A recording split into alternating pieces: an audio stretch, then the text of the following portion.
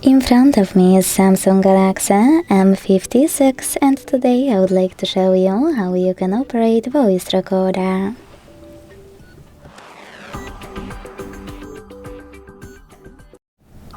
Begin by launching Recorder app that's already on your device.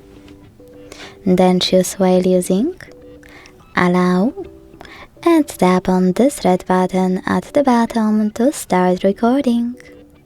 Choose whatever you want to in notifications pop-up, and as you can see, recording is on. To pause it or unpause it, use middle button. To add a bookmark, click on this one at the top right corner of this section.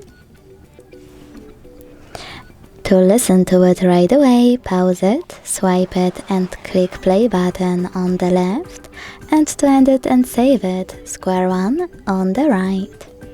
Now name it, hit save here, and to listen to it, click on it.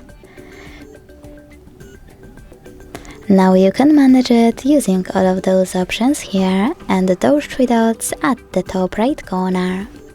You can also hold it on the list and manage it using those options at the bottom, like delete.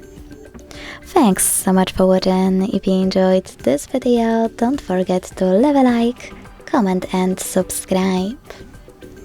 Bye!